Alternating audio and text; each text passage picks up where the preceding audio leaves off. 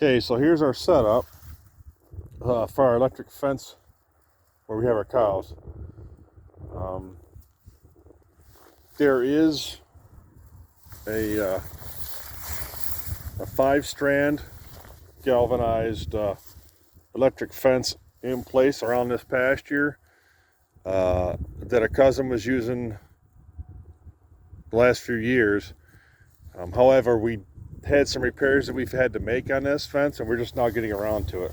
So in the meantime, since all these cows have been actually trained to hot wire, we just opted to see if they would just work with the single strand of poly braid around the inside of that pasture, and it's worked fine just to keep them in. But here's our setup. We got a toolbox here. We bought at Lowe's a few years ago. It's a Craftsman. The only reason why we got this is big enough to hold a battery, a charge controller, and the fence energizer inside. But the nice thing is it has a handle on it and wheels, so it's really easy to move when you're rotationally grazing with it.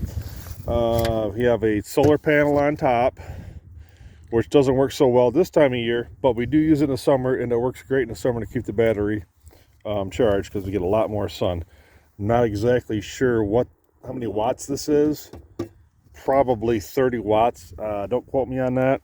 I can look that up and find that out for you for sure, but obviously it's not a very big one. But in the summertime with full sun, most of the time you don't really need a big one. The energizer we use is PrimaShock 8, and that's available through Premier One Fencing Supplies. I can get you a catalog for that. Here's the battery that you were asking about. It's not the original battery that we had when we first set this up a couple years ago, but we decided to upgrade to this one because this time of year, with as little sunlight as there is, we figured that we wanted to make sure that we had a good charge and we weren't running the battery down too low.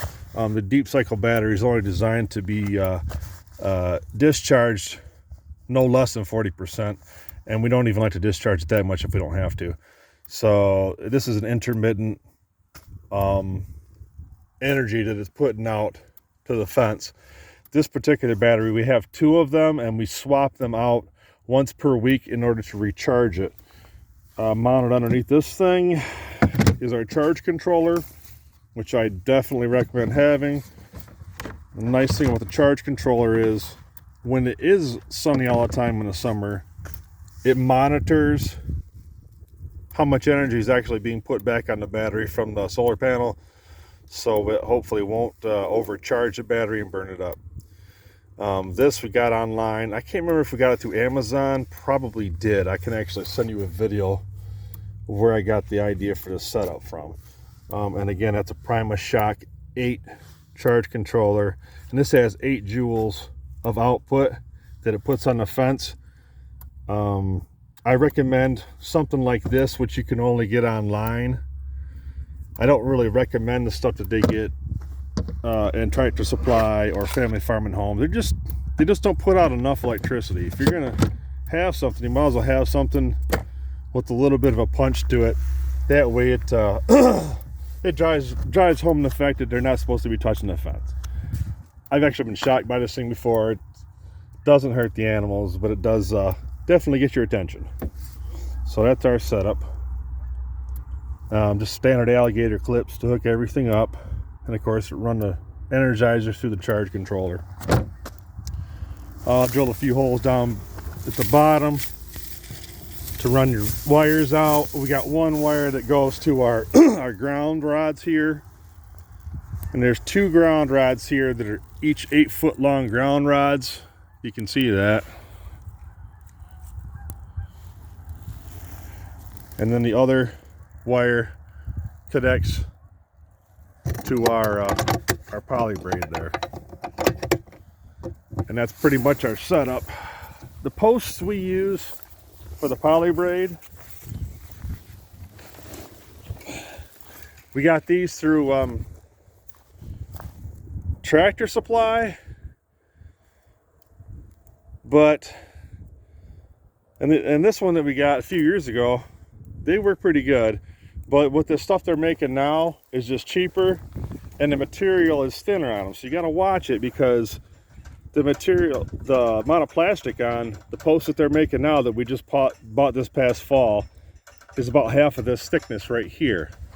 So these things bust off real easy with the new posts that we got. I'm not at all impressed. I would definitely not recommend that. There's a company called, I can't even think of the name of it. There's a post called O'Brien that I've heard a lot of good things about.